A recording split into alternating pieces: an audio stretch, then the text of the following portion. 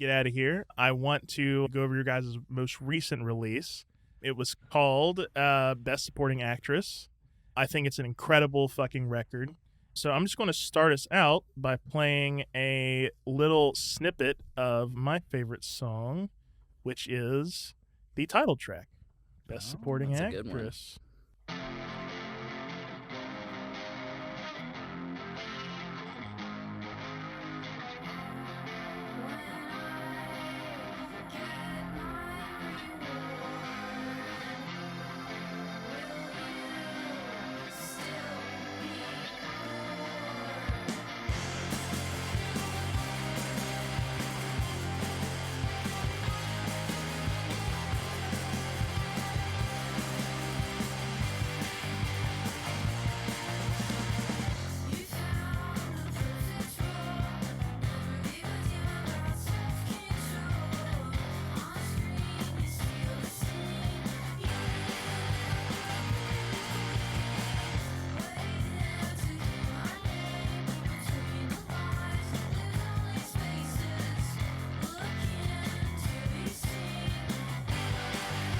That guitar tone, fucking amazing.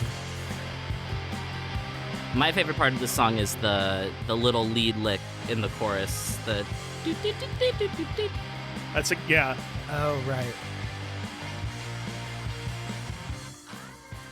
That was Best Supporting Actress, the title track from Impulse Bang's most recent release, Best Supporting Actress. I think what I've noticed the most about this release as compared to your guys' past ones, I mean, your past ones were cohesive, certainly, but this one has such a consistent mood, and like all the songs, like it feels more like, you know, it's like almost like you're kind of listening to one song. So where did like sort of the aesthetic of this album come from? Well, sound-wise, we paid someone to mix for us. And that made a huge difference. Bo, yeah. Yeah. Mm-hmm. Shout out to Bo. Shout out Bo, man. So that is why the songs sound so cohesive and like similar in that way.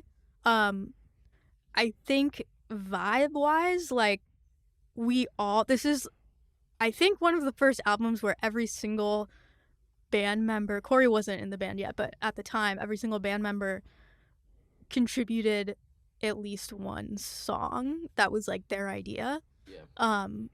Everyone helped out with the songwriting process, and it all came together to create a more cohesive, like I always forget I wrote Keira Knightley. Standard. Well, oh, you wrote Keira Knightley? I wrote the main riff for it. Yeah, like a really consistent, I guess it would be the right word, a consistent sound that we don't normally. We were playing weekly, practicing weekly at nights on like a random Tuesday. Yeah. And I think there was something about just like the ritual of going to the rehearsal space every night and like playing together at the end of the day that I feel like kind of it like that sort of became the mood of the album. It's like an album you listen to at night after a long hard day and just kind of decompress. Like that's sort of where I felt like the vibe was coming from. Even though we recorded during the day. That's the craziest part, you know what I mean? Mm-hmm. It's fucking nuts. So you talked about the riff in Keira Knightley. We're going to play that. Because I actually agree. That's kind of what stood out to me about this song.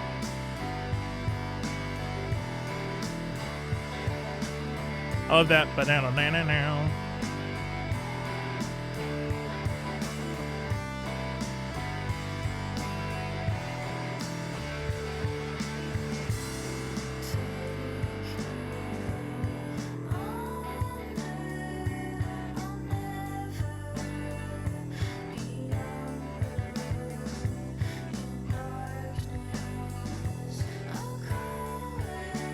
I like this is technically our slow song. Yeah. Yeah. You guys simply play pretty fast. Yeah. Yeah, and that riff is just so, that's the part that sticks with me the most about this song is like, yeah, it like gets stuck in, every time I listen to this record, like that's what gets stuck in my head. The other thing that I really is like the vocal melody, how it just sort of like slides around over top of the track. Like it's it's like, yeah, it's almost like you just kind of want to like go like this when you're listening to it. Like it all fits together so perfectly. Like, what is this? Because Keira Knightley, obviously a great actress, by the way, underappreciated, I would say. What was sort of the inspiration for like naming it that? What's the story? So we knew that best supporting that the album would be called Best Supporting Actress, and we always kind of go back and forth about song titles when we like, oh, which one is that again? Like we'll have to be like, oh, the one where it's like like, the song titles has always been kind of hard for us. So we were thinking about making every single song named after an actress. That's cool. And Keira Knightley was Keira Knightley, and all the other ones like we thought of better names for, but we couldn't think of a better one. The only one I can remember is that Best Supporting Actress was originally called Renee Rapp. That's all I remember. Who's like not an actress, but who's now not acting. I remember that we chose Keira Knightley because the word Knightley is in the lyrics, and I was just like, oh, Knightley, Keira Knightley. Yeah, that's cool. It was gonna be like a But that was the plan. Was it was gonna be all actresses' names, and then we were like, why are we doing that? Who's that for? But we kept the title Best Supporting Actress because I think we all dug the title. Yeah. What was because like that, to me at least, like we'll talk about the title of the whole record for a second. It sort of conjures this mood of like, being second place, sort of, or like underappreciated. And I assume like, reading, you sent me some of the lyrics. That seems like, that's kind of like a theme of the record. And I assume one of the reasons it's called Best Supporting Actress. Was this sort of inspired by things, going on in your life, or where did the inspiration for that mood come from? We thought it was a good Google search term.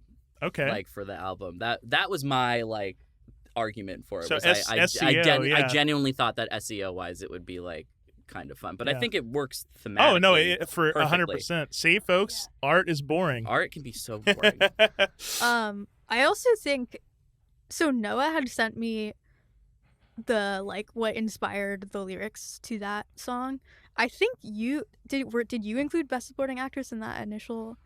Yeah. Okay, yeah. Draft. Yeah. So I guess it all came from Noah then. Yeah. Yeah. Sure. Well, I heard you guys talking about it like when we first started getting together, and you're like, yeah, the next album's gonna be Best Supporting Actress, and I'm like, that's such a cool way to dive into some really interesting themes. With it's like you said, being second best, or not feeling you're getting your moment to shine, or getting your moment to succeed.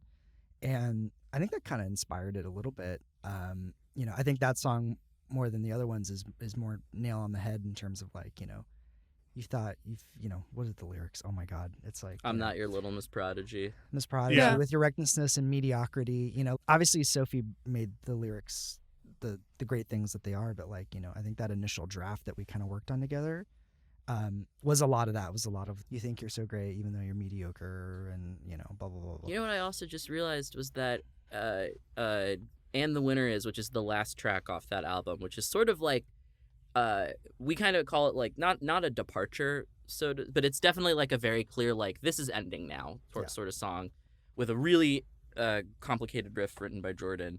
And even the last minute lyrics that you came up with, that I feel like thematically work with the whole album, because that song that didn't have lyrics for years. That was an instrumental.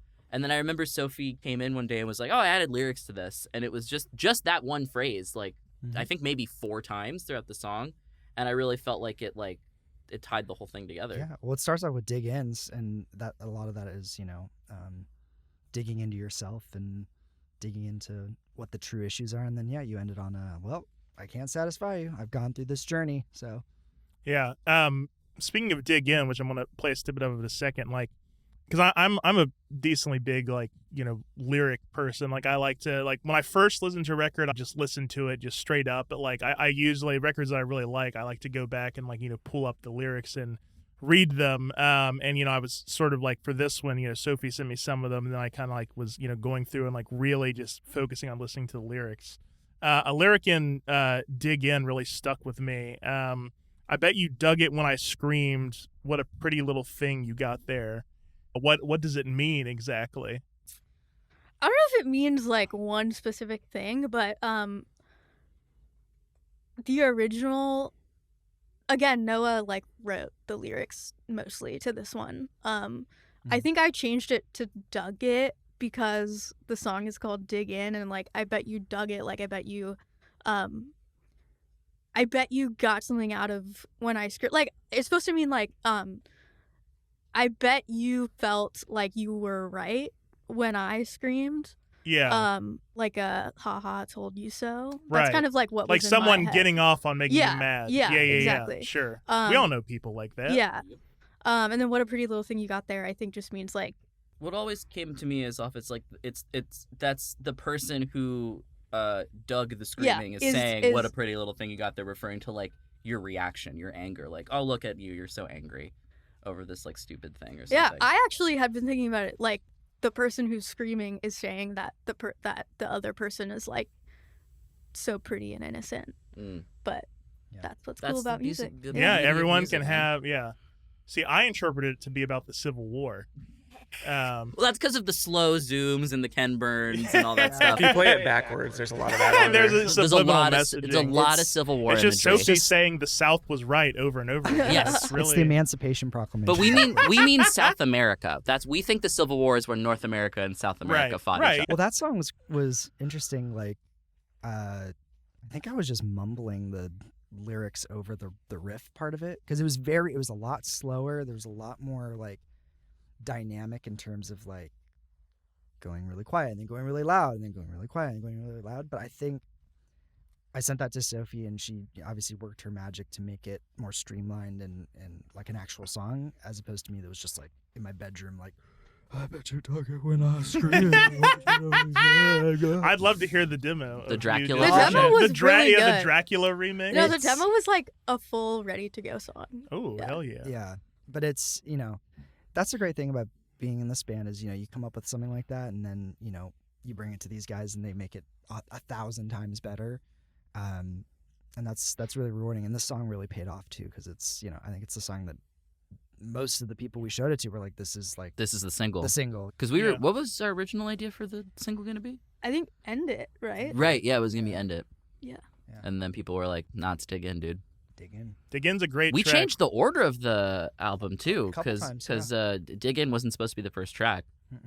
I think it works well for an intro. I agree. Like, yeah, it sounds like of the song, I think you guys made the right what was supposed to be first, if you remember? Jesus Christ, what was supposed to be I first? honestly don't remember. Was it End It Adapter? supposed to be Oh, first. Adapter, yeah. Adapter? No, End It was always I wanted End It to be the first one because I thought that was funny, but no one ever took that. that idea is seriously. kind of funny. But But I don't remember. I'm so used to. Was it Adapter? I think it was. I think we wanted to start with Adapter. Yeah. that would have been an okay one, but yeah, I think Dig In is like It sets the tone. Exactly. It starts the story. Like I've been Yes, telling Sophie. I've exactly. been listening to a lot of more modern concept albums, like punk bands trying to do a concept album. They're not making fucking Pink Floyd epic level shit, but it's still Yeah. really interesting. And I think Sophie should write a concept album. I think it would be I actually, so fucking good. I actually kind of thought this was like a semi-concept record. Accidental concept album, but I want her to write an intentional like narrative. Hell yeah, that would be rock up. sick. I think it would be. I it would be love so fucking concept sick. albums. Me too. So yeah, I wanna play because Dig In. We talked a little bit about the thematic, but just like the sound of it is just fucking crazy. Like I gotta just play this end part.